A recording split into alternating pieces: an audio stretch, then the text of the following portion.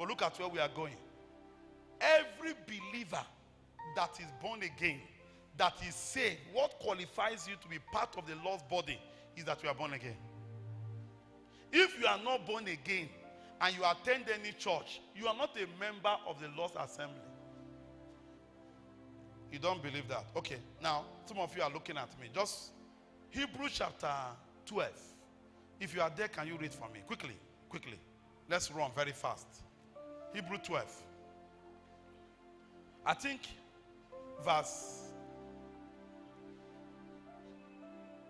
Hebrews 12.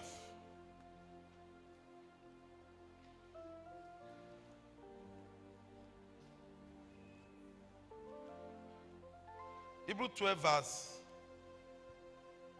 22. Verse 22.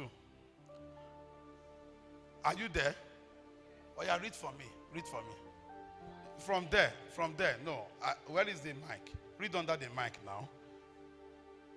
Hebrews 12, 22. Can we be fast? Okay. Oh yeah, okay.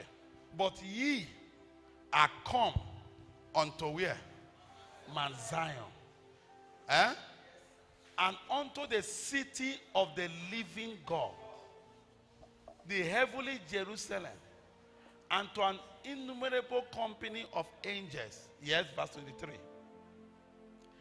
To the general what? Assembly, and don't forget church. I've declared that already. When you see church, you put assembly. And as an assembly of the firstborn, which is where? Written in heaven. Now, anyone that his name is not written in heaven, is he part of the Lord's assembly?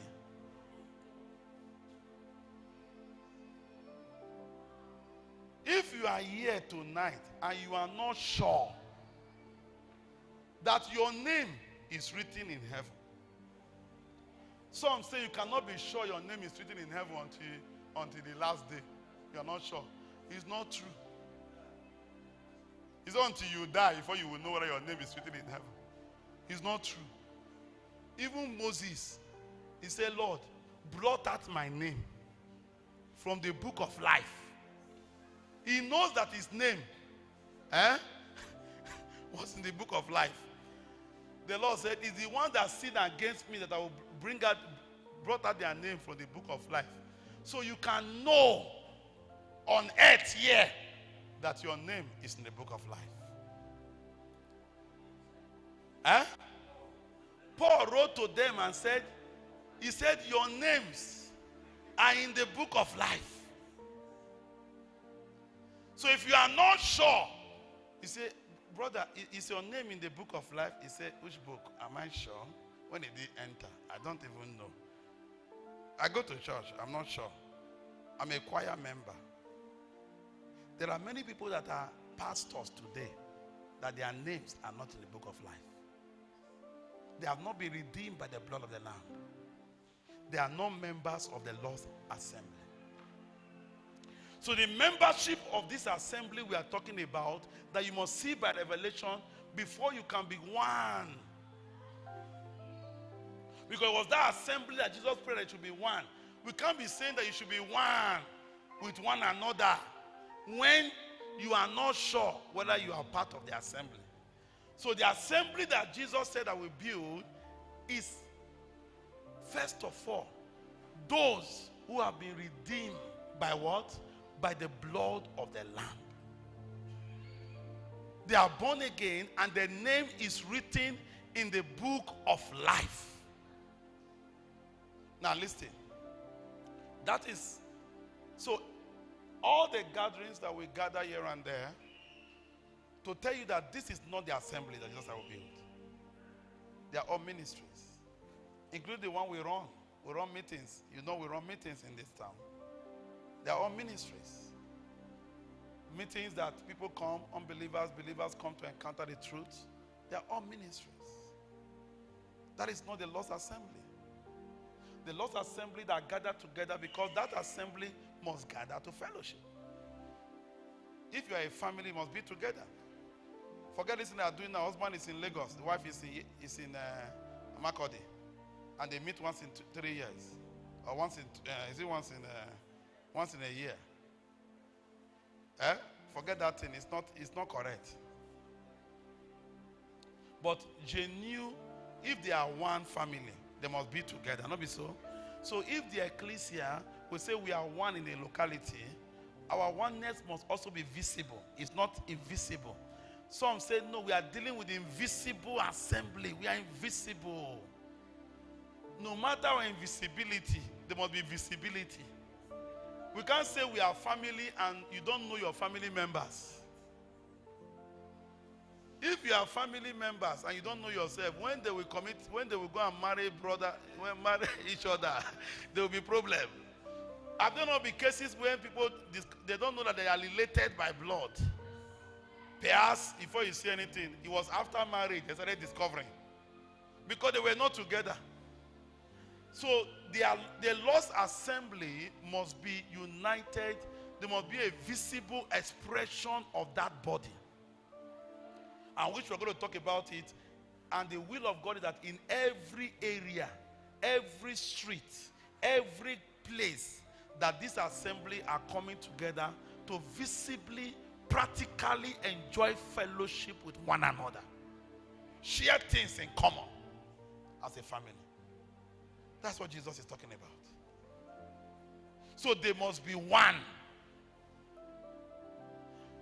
So the assembly that Jesus is building, the ecclesia, the Lord is building, for you to be part of it, the concept of it is that those who are part of that ecclesia are those who are born again, who have been redeemed by the blood of the Lamb, who have decided to follow Jesus. Let's not play with this. And that is why, let me submit to ministers and pastors who are here tonight. Please, let's look at the word of God. Every work that you are involved in, because when I come to do with the practicality of this ecclesia, that will be one, the practicality of fellowship of the ecclesia, that will be one, you will see that it's beyond, you will see that it's different from what we are doing, what we are practicing. What we are doing now, as we gather together here, you can have fornicators, you can have all manner of people who are not born again, who enjoys our music sometimes. They can come and dance, but they don't know Jesus. So there are several people who are all court men who come to church, who have cards. So what we gather, we can't call that the lost ecclesia. You know why? Some people have said, hey, how can you know that everybody there that are coming that are born again? Let me tell you. That is why it's not a big congregation. The Ecclesia Universal is invisible. But anywhere you go, you will see them. But God wants the practicality in their numbers. If 30 people are together, it not go take time. We go know who know. You go know now. The Spirit will connect. So if we come together and there's a mixture of believers and unbelievers, that is not the Ecclesia expression. The assembly that we should labor together, unite as one. No. That is a ministry. All that we are doing here now, several places, they are pure ministries, which is not bad. It's okay. The ministry is to build up the body. As people get born again, they now go to the body. You bring them in contact with other believers so they can enjoy Christ. And that is what some of us have been doing by the grace of God. When you come to ministry meetings, Bible study, a revival service, different ministry meetings, as people encounter the Lord and is genuine, they are connected to believers in their area to go and practice true fellowship of the ecclesia. That is what Jesus is talking about. Now, it is there we now encourage them to now be one. Those believers who have been saved, then you will not have quarrel with one another. You will not be fighting one another. You'll be united. You forgive one another. You bear with one another, one another, one another. Those one another, they are brethren, first of all.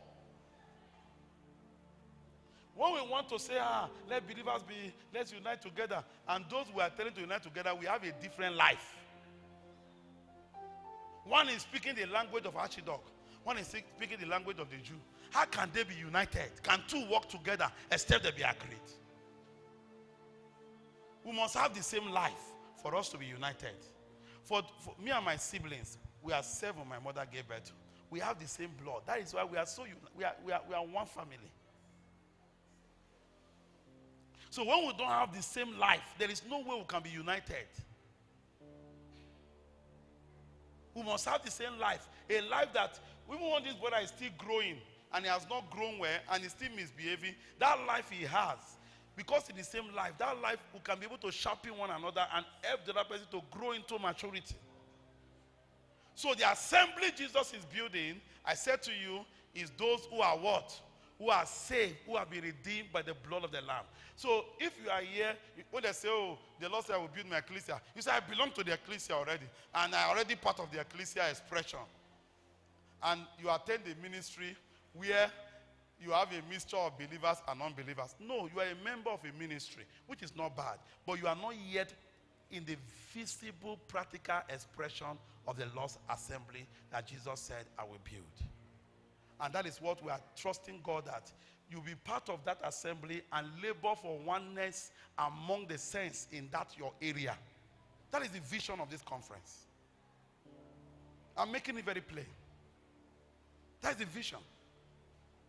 That no matter any church you attend or ministry you attend, any place you go to for service, and you are being built as a pastor, if you are affecting people, listen to me very well, and you are blessing their lives, they are not your own. Once they get born again, you did not own any of them. You will see people say, look, you want to touch my members? You see, these are my members. You know I suffered for this flock. See, you don't own any flock. They are the flock of the Lord. Anyone that gets born again that you are discipling, you are affecting their lives, where are you to send them to? Look, say, brother, there is believers gathering in your area. Go and join them and fellowship and make your contribution. All you are learning in this ministry, go and be a blessing and enjoy Christ with them. How many ministers can do that? I think we are afraid.